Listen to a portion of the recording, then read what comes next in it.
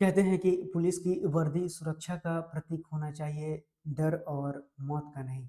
नमस्कार, मेरा नाम अभिषेक है और आप देख रहे हैं 4 अगस्त के करंट अफेयर को, जो सभी एग्ज़ाम्स के लिए महत्वपूर्ण है, चाहे आप लिखित एग्ज़ाम दे रहे हो या फिर वन लाइनर एग्ज़ाम दे रहे हो।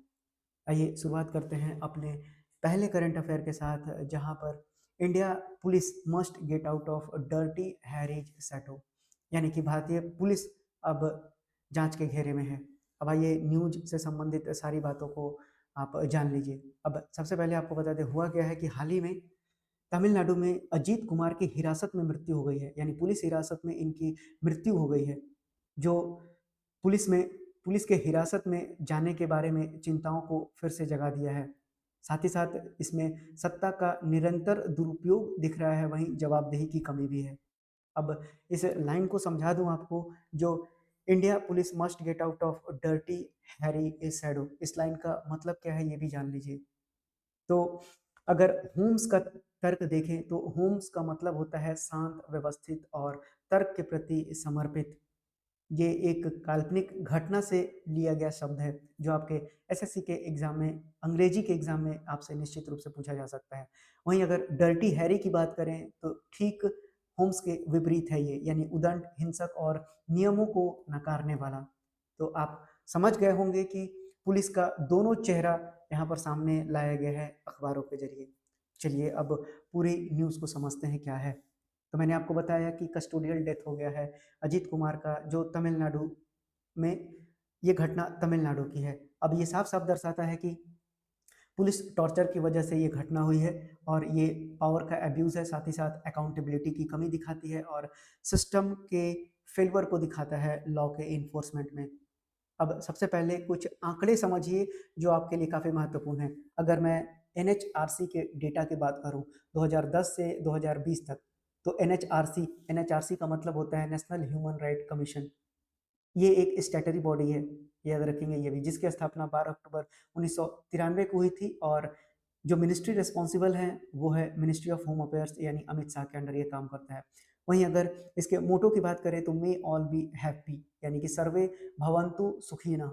ठीक है, ये इसका मोटो है, ये भी बात आप याद रखेंगे। हेडक्वार्टर निश्चित रूप से इसका नई दिल्ली है। और अगर इसके एक्ट की बात करें तो ये एक्ट है 1993 का, आप याद रखेंगे कि protection of human right act 1993। अब आइए बढ़ते हैं। अब इस आंकड़े को दिखाने से पहले मैं आपको बता दूं कि ये आंकड़ा 2010 से 2020 तक का है, जिसमें ये कहा गया है कि 17,146 कस्टोडियल डेथ हुए हैं पुलिस के अंडर में। अब अगर बता दें तो ये एक एवरेज है, यानी 5 दिन प्रति व्यक्ति पुलिस कस्टडी में मर रहे हैं। ये 2010 से 2020 तक का आंकड़ा है। वहीं अगर 2001 से 2020 तक की बात करें तो टोटल कूल रिकॉर्डेड जो थे 1888 कस्टोडियल डेथ रिकॉर्ड किए गए, जिसमें कि केवल 26 पुलिस पर्सनल को ही कन्विक्ट, यानी कि दोषी ठहराया गया, जो ये साफ दर्शाता है कि यहाँ पर सिस्टम में अकाउंटेबिलिटी की कमी है। अब अगर बता दें कि क्या इससे संबंधित कोई गाइडलाइंस है या नहीं, तो बिल्कुल गाइडलाइंस है, जो आपके आने वाले परीक्षाओं में पूछा जा सकता है। कस्टोडियल टॉर्चर से संबंधित लीगल सेफगार्ड्स दिए गए हैं। अब ये केस कौन सा है, तो ये डीके बासु गाइडलाइंस के नाम से मशहूर है। सुप्रीम कोर्ट ने 1996 में लैंडमार्क जजमेंट दिया था D K Basu versus state of Bengal case, आप ये बात याद रखिएगा, जो प्रिवेंट करता है कस्टोडियल डेथ, टॉर्चर और अब्यूज ऑफ पुलिस पावर से। अब गाइडलाइंस के बारे में समझ लीजिए, यहाँ पर काफी महत्वपूर्ण है। पहला गाइडलाइंस ये दिया गया था कि सबसे पहले जो है आपको अरेस्ट मेमो प्रिपेयर करना है, साथ ही साथ अरेस्टी को, अरेस्टी का साइन लेना जरूरी है और साथ ही साथ विटनेस का भी। और साथ इसमें ये भी साफ साफ लिखा हुआ है कि टाइम और डेट उसमें मेंशन हो। अब अगर कोई अरेस्ट हो गया है तो सबसे पहले नैतिक जिम्मेदारी है पुलिस वालों की कि वो उनको उनके इन्फॉर्म करें, रिलेटिव या फिर फ्रेंड को, क्योंकि ये उनका राइट है। अब आपको ये भी बता दें कि राइट टू लीगल काउंसिल जो है, ये भी अधिकार दिया गया इस गाइडलाइंस में। सुप्रीम कोर्ट का कहना है कि आरएसटी का राइट है कि वो अपने लॉयर से मिल सकता है इंट्रोगेशन के दौरान। साथ ही साथ 48 घंटे के अंदर गवर्नमेंट डॉक्टर से आरएसटी का मेडिकल एग्जामिनेशन करवाना है, हर एक 48 घंटे में, ये बात याद रखिएगा। अब अरेस्ट जो मेमो है वो लोकल मैजिस्ट्रेट को भेजना है रिकॉर्ड के लिए। उसी तरह से डेली डायरी एंट्री करना है पुलिस वाले को, समय, place of arrest, custody details, हमेशा ये पुलिस की डायरी में मेंटेन होना चाहिए। साथ ही साथ जब पुलिस अरेस्ट करने जाए तो उसकी आइडेंटिफिकेशन वहाँ पे बिल्कुल श्योर होनी चाहिए, यानी कि उसका नेम टैग लगा होना चाहिए। और उसी तरह से जब भी कोई पर्सन अरेस्ट होके जाए तो कम से कम अगर वो पढ़ा लिखा हो तो नोटिस बोर्ड चिपका हुआ होना चाहिए कि राइट ऑफ अरेस्टेड पर्सन से संबंधित क्या क्या राइट्स हैं उसके, वो डिस्प्ले बोर्ड पर वहाँ लगा होना चाहिए। साथ ही साथ ये भी कहा गया जो सबसे इम्पोर्टेंट है, जो आर्टिकल 22 के हिसाब से सुप्रीम कोर्ट ने ये कहा कि 24 घंटे के अंदर मैजिस्ट्रेट के सामने जो अरेस्ट किया गया व्यक्ति है उसको पेश करना है। तो ये बातें थी, आपको D K Basu versus state of West Bengal से संबंधित ये बात याद रखनी है, काफ़ी इंपॉर्टेंट है, ये 9 पॉइंट याद कर लीजिएगा। अब आगे बढ़ते हैं इसके, तो अब ये क्या दिखाता है, निश्चित रूप से ये बताता है कि यहाँ पर अकाउंटेबिलिटी की कमी है, तभी अजीत कुमार का डेथ हुआ है। तो अब रिफॉर्म की क्या ज़रूरत है, तो निश्चित रूप से जो कमियां हैं उसी को हम रिफॉर्म में भी लिखेंगे, यानी कि एंटी टॉर्चर लॉ को इनेक्ट करना होगा बिल्कुल डेडिकेशन के साथ। साथ ही साथ एक इंडिपेंडेंट ओवरसाइट बॉडीज क्रिएट करना होगा हर एक डिस्ट्रिक्ट लेवल पे, ताकि अनबायस्ड इन्वेस्टिगेशन को जो है कंप्लेंट किया जा सके। उसी तरह से कस्टोडियल सर्विलांस जरूरी है, यानी कि पुलिस स्टेशन में भी सीसीटीवी कैमराज का होना जरूरी है, जहां पर पुलिस थर्ड डिग्री टॉर्चर करती है अरेस्टी के साथ, ये बात याद रखें। साथ ही साथ बिल्कुल पूरे टाइम टू टाइम ऑडिट होना चाहिए, साथ ही साथ रेगुलर मॉनिटरिंग भी बहुत जरूरी है। अब पुलिस वालों को भी काफ़ी ज़रूरी है, क्योंकि उनकी ड्यूटी आवर्स ऐसी होती है कि उनको खुद को काउंसलिंग की ज़रूरत होती है जो उन्हें नहीं दी जाती है, यानी कि पुलिस वाले को ट्रेन करना होगा ह्यूमन राइट के सिचुएशन पे, हमेशा उनको एक रेगुलर ट्रेनिंग प्रोग्राम के जरिए, ताकि वो फोकस कर सके राइट बेस्ड पुलिसिंग को, और लीगल सेफगार्ड्स क्या क्या हैं ये इंश्योर किया जा सके। अब आइए बढ़ते हैं अगले करंट अफेयर पे। अगला करंट अफेयर संबंधित है आपको फ्लैश फ्लड इन इंडिया से संबंधित है। अब फ्लैश फ्लड होता क्या है, तो अचानक आने वाला जो बाढ़ है उसी को हम फ्लैश फ्लड कहते हैं। लेकिन आइए इसको डिटेल में समझेंगे, आपके एग्जाम से में ये काफ़ी इंपॉर्टेंट है। तो अचानक आने वाला जो बाढ़ है वो आता क्यों है, तो जब तो रेन के साथ, यानी कि जब बारिश होती है और बारिश के साथ अगर सीवियर थंडर स्टॉर्म है, साथ ही साथ हरिकेन है या फिर ट्रॉपिकल स्टॉर्म है, ये तीनों के तीनों स्टॉर्म ही है जो अलग अलग देशों में अलग अलग नाम से जाना जाता है। या फिर अगर आइस के आइस के पिघलने से जो वाटर अगर रेन के साथ आ रहा है, या फिर स्नो के मेल्ट होने के कारण आ रहा है, तो ये सारे के सारे निचले इलाके में बाढ़ को तेजी से ला देते हैं। अब यही आपका फ्लैश फ्लड कहलाता है। तो ये आपको मैंने बताया नेचुरल रूप से आने वाले फ्लैश फ्लड की बात।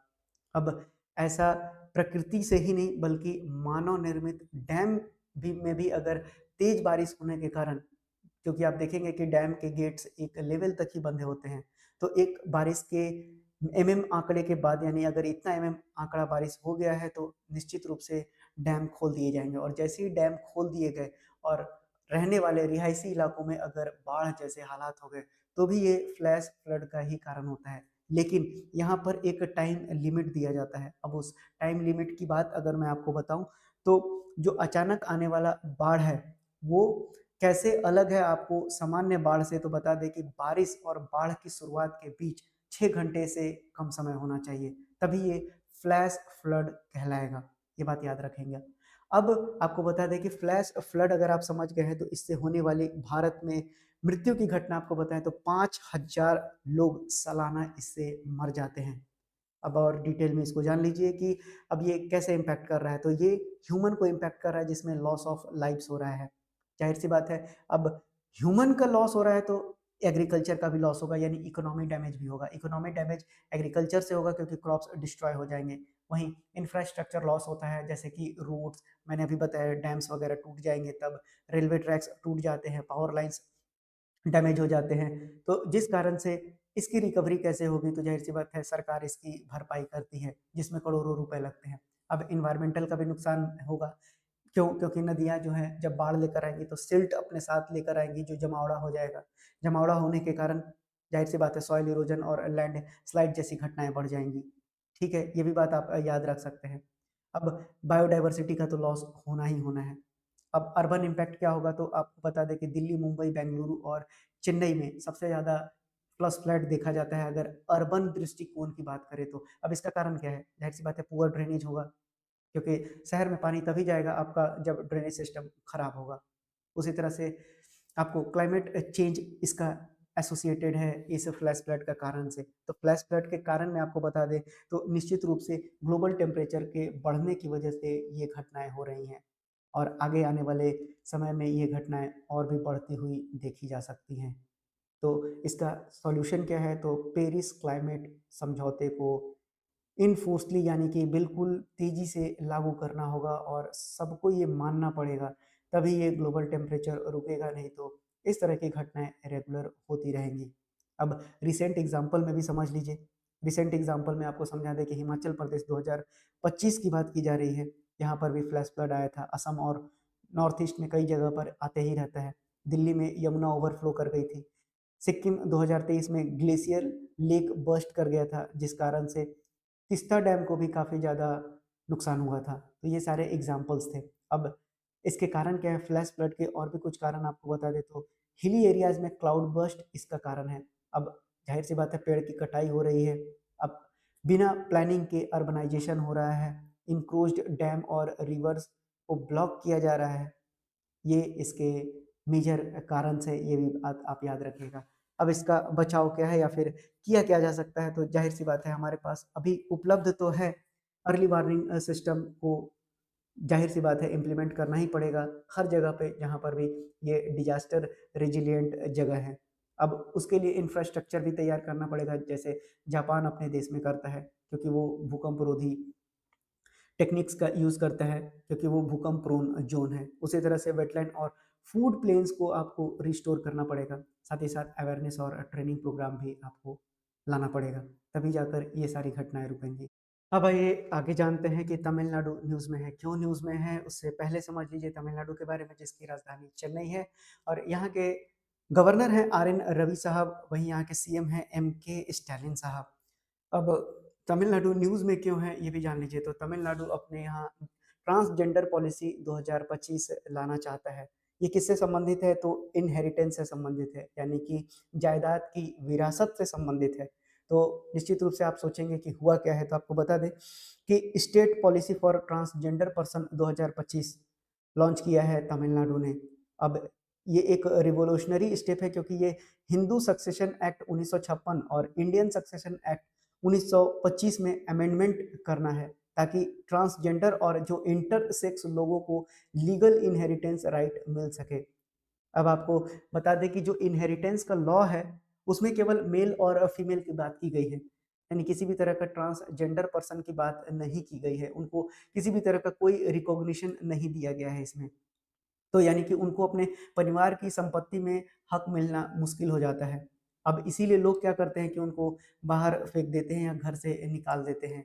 अब ये प्रॉब्लम क्यों ज़रूरी है, क्यों गौर करना ज़रूरी है? तमिलनाडु एक एग्ज़ाम्पल बन सकता है अपने आप में। आपको अभी आगे और भी बहुत सारी चीज़ें जानना ज़रूरी है, लेकिन सबसे पहले संविधान के आर्टिकल 15 को जान लीजिए, जो ये कहता है कि जेंडर बेसिस पर डिस्क्रिमिनेशन नहीं होना चाहिए। आर्टिकल 15 न्यूज़ में है, आपसे अब पूछा जा सकता है। अब तमिलनाडु क्या प्रपोज़ किया है, ये भी जान लीजिए। तो इसमें सीधी-सी बात है, मैं आपको बता दिया कि जो हिंदू सक्सेशन एक्ट है और इंडियन सक्सेशन एक्ट में यहाँ पर चेंज होने वाला है।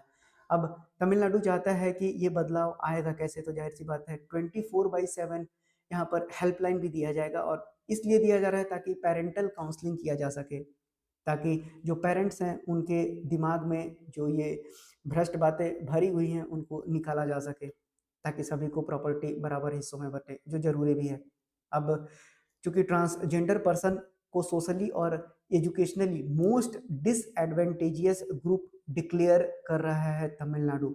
अब इससे होगा क्या कि जैसे ही सरकार इसको डिक्लेयर करेगी, तो इनको एजुकेशन, हाउसिंग, जॉब और वेलफेयर स्कीम में प्रेफ़रेंस मिलना चालू हो जाएगा, जो काफ़ी अच्छी बात है। यानी भीख माँगने से अच्छा है, और परेशानी सबको होती है, उनसे अच्छा है कि ये सारी चीज़ें अगर होंगी, लोग एजुकेट होंगे, तो ये सब अपने आप बंद हो जाएगा। अब ये स्टेप इम्पोर्टेंट क्यों है? तो यहाँ पर सुप्रीम कोर्ट ने नालसा जजमेंट 2014 में बोला था कि ट्रांसजेंडर लोग अपना जेंडर खुद चूज कर सकते हैं, पर लीगल डॉक्यूमेंट और इनहेरिटेंस लॉज अभी भी बाइनरी है, यानी कि केवल मेल और फीमेल से संबंधित है।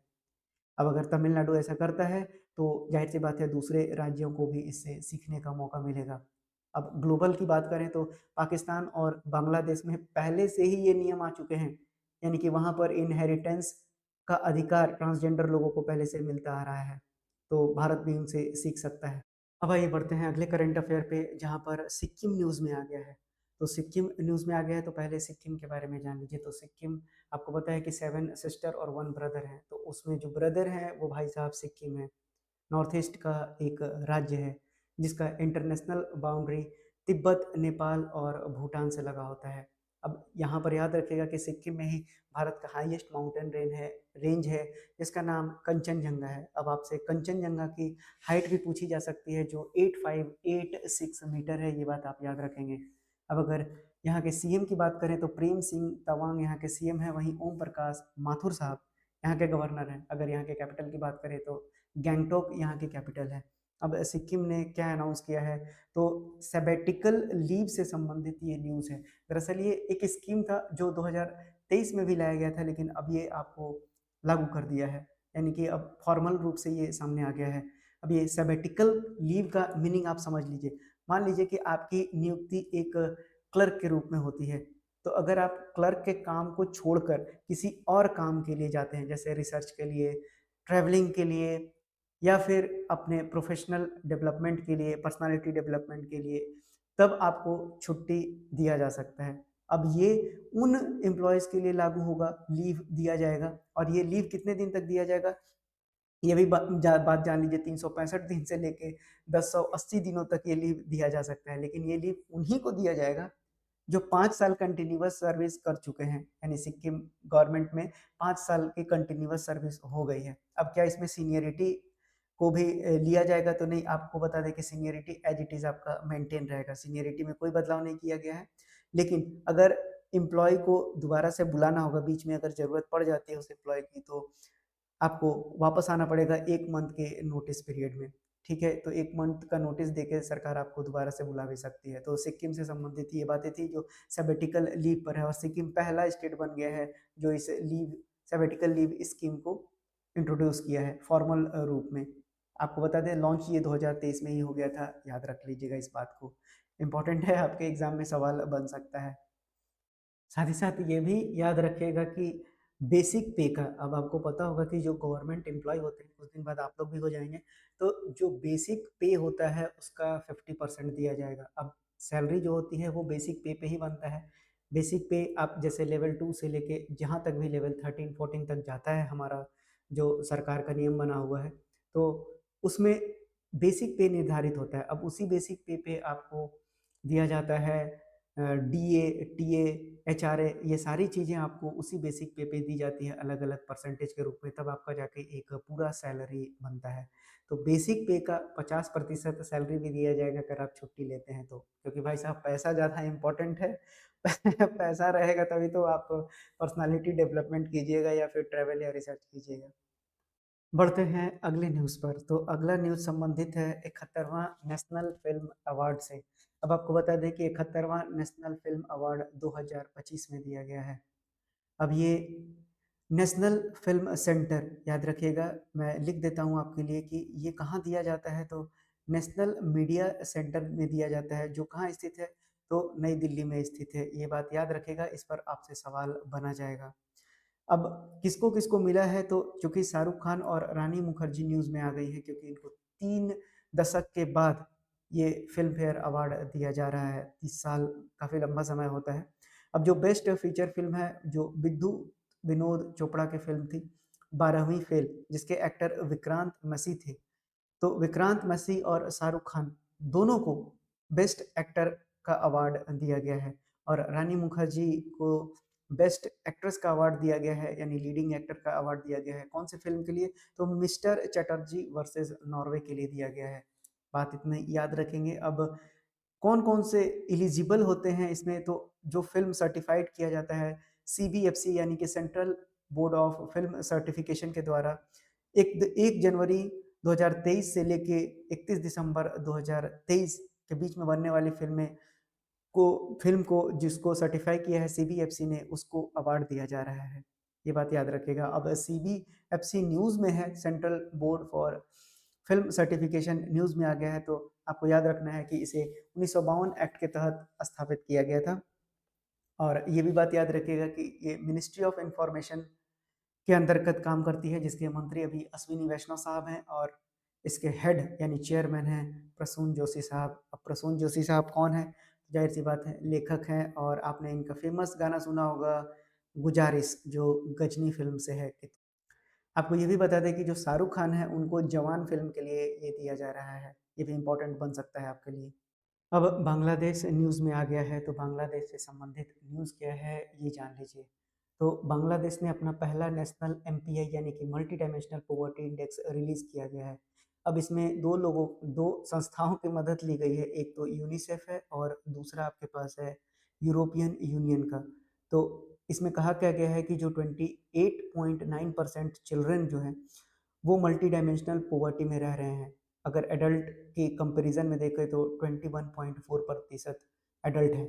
और अगर ओवरऑल की बात करें तो 39 मिलियन पीपुल जो हैं वो मल्टी डायमेंशनल पॉवर्टी में रह रहे हैं।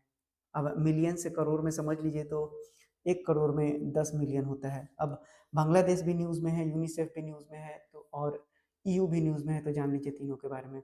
तो बांग्लादेश की कुल आबादी की बात करूँ तो 17.36 करोड़ कुल आबादी है यहाँ का। यहाँ की करेंसी है टका और कैपिटल है ढाका। यहाँ के प्रेसिडेंट का नाम याद रखेगा मोहम्मद शहाबुद्दीन। अब यहाँ के प्रेसिडेंट है। वैसे यहाँ अस्थिरता ही चल रहा है अभी, लेकिन आपसे पूछा जा सकता है क्योंकि न्यूज़ में है। अब अगर आपको यूनिसेफ के बारे में बता दें तो यूनिसेफ का फुल फॉर्म आपको याद रखना है। यूनिसेफ का फुल फॉर्म होता है यूनाइटेड नेशन। यूएन तो आप याद रख सकते हैं, United nation international children emergency fund. अब इसकी स्थापना हुई थी 11 दिसंबर 1946 को और इसके फाउंडर का नाम बहुत ही इंपॉर्टेंट है, लुडविक राजमैन। और एग्जीक्यूटिव डायरेक्टर अभी कैथरीन रसल है। ईयू की बात करें तो यूरोपियन यूनियन इसका फुल फॉर्म है। 1 नवंबर 1993 की स्थापना हुई थी मास्ट्रिट ट्रीटी के थ्रू, जो नीदरलैंड में हुआ था। ब्रुसेल्स बेल्जियम इसका हेडक्वार्टर है, ब्रुसेल्स बेल्जियम में स्थित है, याद रखिएगा। और यहाँ पर टोटल 27 मेंबर स्टेट्स हैं, ये भी याद रखेंगे, काफ़ी इंपॉर्टेंट है। बहुत दिनों से न्यूज़ में चल रहा है आपको ईयू, तो ईयू पर सवाल बनता हुआ आने वाले परीक्षा में आपको दिखेगा। चलिए स्पोर्ट्स सेक्शन को भी कवर कर लेते हैं। अब इंडिया की women wrestler under 17 world championship में 5 मेडल ले आई हैं। अब ये हो कहाँ रहा है, यानी वेन्यू कहाँ पर है, तो अथेंस में। अथेंस कहाँ है, तो अथेंस ग्रीस में शहर है। तो ग्रीस में आपको ये हो रहा था, जहाँ पर भारत ने 5 मेडल जीता है, जिसमें 2 गोल्ड है, 2 सिल्वर है और 1 ब्रोंज है। अगर गोल्ड का नाम बताएं तो गोल्ड ही आपको याद रखना है। रचना ने जीता है 43 केजी फ्री स्टाइल में, वहीं अश्विनी बिश्नोई ने जीता है 65 केजी कैटेगरी में। रचना ने हराया है जिन हुआंग को, जो चाइना के रहने वाले हैं, और अश्विनी बिश्नोई ने हराया है मुखायो को, जो उज्बेकिस्तान के रहने वाले हैं। तो इस करंट अफेयर से संबंधित इतनी बातें आपको याद रखनी है। अब आइए भारतीय रेलवे न्यूज़ में आ गया है। अब न्यूज़ में क्या है, तो यूपी का पहला प्राइवेट रेलवे स्टेशन कौन सा बना है, तो इसका नाम है गोमती नगर।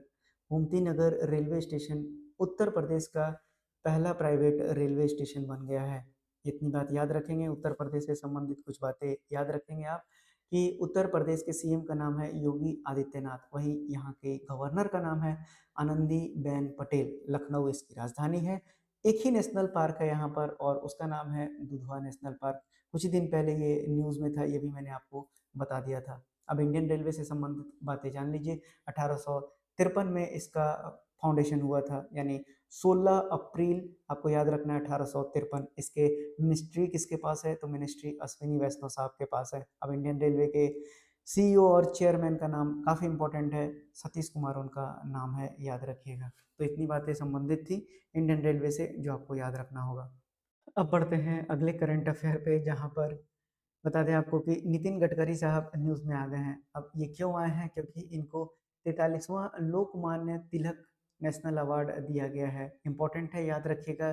पूछा जा सकता है कि किस यूनियन मिनिस्टर को।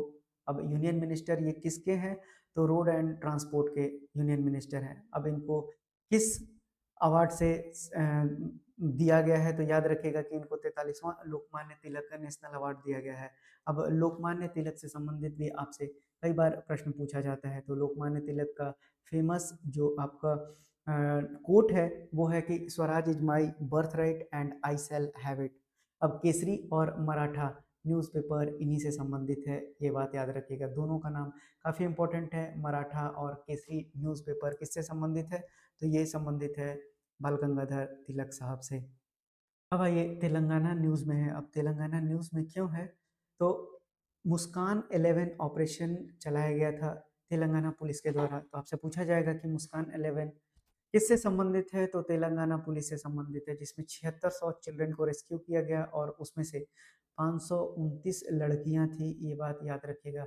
अब क्या तेलंगाना पुलिस केवल अकेले ही थी इसमें? तो ये आपसे सवाल पूछेगा नहीं, फिर भी मैं आपको बता देता हूँ कि जो तेलंगाना पुलिस है उसमें वुमेन सेफ्टी विंग भी थी, जिसमें women development and child welfare department के लोग थे, लेबर डिपार्टमेंट के लोग थे, हेल्थ ऑफिशियल्स थे, एनजीओ थे और साथ ही साथ चाइल्ड प्रोटेक्शन यूनिट भी इनके साथ थी।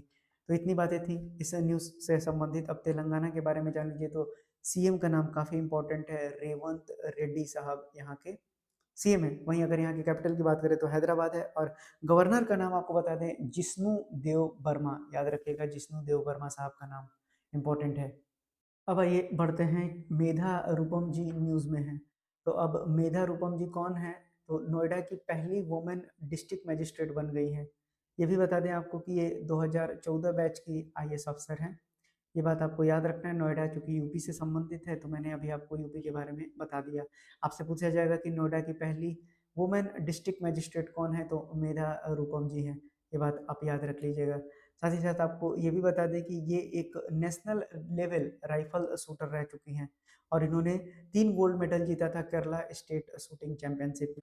तो ये थे 4 अगस्त के करंट अफेयर जो आपके एग्जाम पर्सपेक्टिव से काफ़ी इंपॉर्टेंट थे। चाहे आप लिखित परीक्षा दे रहे हो, चाहे आप वन लाइनर परीक्षा दे रहे हो, ये सभी एग्जाम के लिए इम्पोर्टेंट था।